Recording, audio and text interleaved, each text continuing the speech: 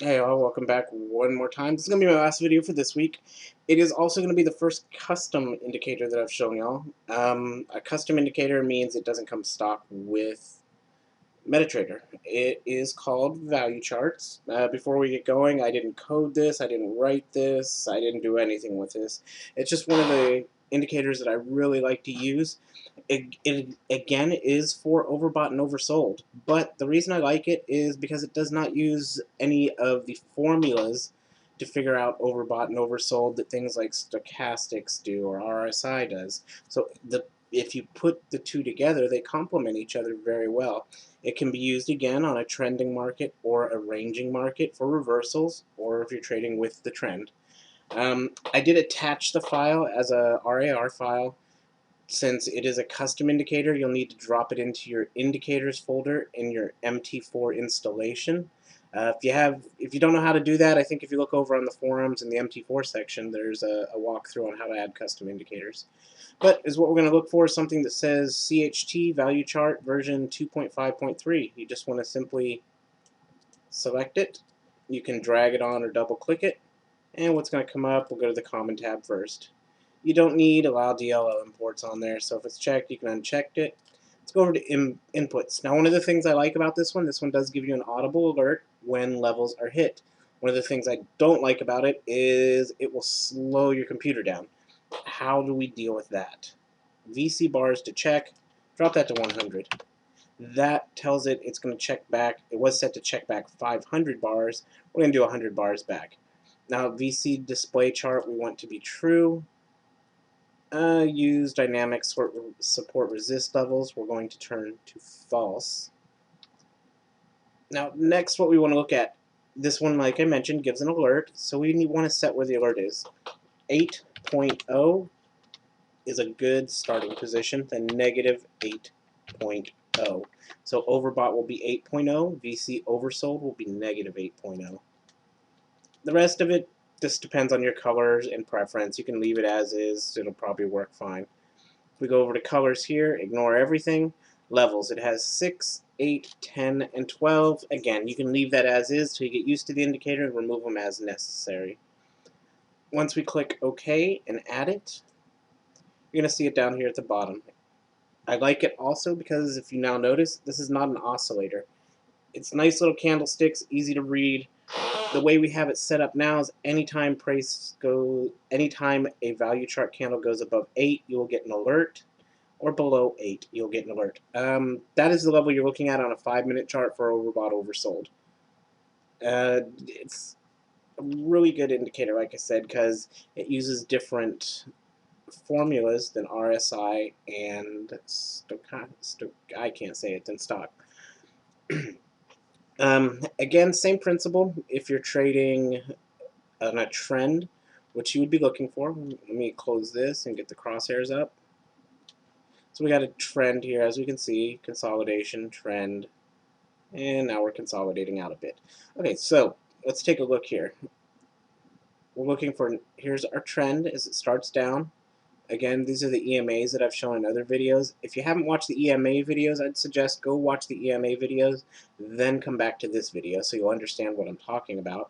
But we have a blue and yellow, a 5 and an 8 EMA that's spreading apart, and down here at the bottom we get value charts that went below 8 right here. But we really weren't confirmed yet on our slower moving ones, the pink and the purple, the 55 and the 21. So it would have gone into consolidation and we would have waited. Now what were we looking for is a pullback again. Price pulled back, it was moving down, it pulled back upwards. We got the crossover here between the 21 and 55. Value charts went way up to, where did it go? Went up to about 10.8. So now we have the confirmation we're overbought. We have the 21 and the 55 moving apart. So we just simply wait for our faster moving to start spreading apart. And again, we're getting entry around this area. So how else can we use this? We can go to indicators, and if you haven't watched the relatives, I cannot talk. If you have not watched the relative strength index video, go ahead and watch that one, then come back to this so you can see what I'm talking about. Let's drop RSI on there. we're going to use the 80-20 levels, and parameters, we're going to use a period 3. Now if you drop it on here, if you notice, these kind of coincide together as they move. It's kind of ugly, so let's try something real quick. Let me close that because this is a live account. I don't want to have an open order. No, it's way away from price. Okay, so let's go to indicators list. Let's remove relative strength indicator. See how we added 2 bars in, kind of ugly. Let's go here, go into your indicators, not custom indicators, but indicators. Let's take RSI, drag it on top of value charts. Same settings, and let's make it, instead of red, let's make it a lovely little, I don't know, I like that Dodger blue. There we go. So now we have Dodger blue on top, we have our 80 here, and our 20 here. This is where you can see you might want to remove some of the value chart levels because it does cause a little bit of confusion here. But now we have RSI and value charts working together. Overbought, oversold, found with 2 separate different types of calculations, but working together gives you a very good picture of when the market is overbought and oversold. You can use this on a ranging market also, same principle as RSI. I really like it though because you're looking at 2 different ways of seeing overbought, oversold, and when the 2 line up, you know you've got a good pullback, or if you're on a ranging market, you know you have a good, hopefully a good reason for reversal. But for now we're focusing on the trending portion of it, see how we can get that to work. If you have any questions on value charts, how to use it, how to get it in there, into your indicators folder, if you can't find it on the forums, hit me up, I'll get the link on how to do that for you. If you have any other questions, hit me up. What we're going to look at next week is how to put this all together and make a nice 15-30 minute, hour-long trend trading system for binary options, or if you trade FX. This is how I trade FX right here. You're pretty much looking at it. I have some other fluff indicators on the screen, but this is how I trade FX. So again, yeah, me and my noisy chair. I hope you enjoy the videos. Definitely recommend combining value charts with either RSI or stochastics. Freaking can't say that ever. The 2 of them together really help give you a clearer picture.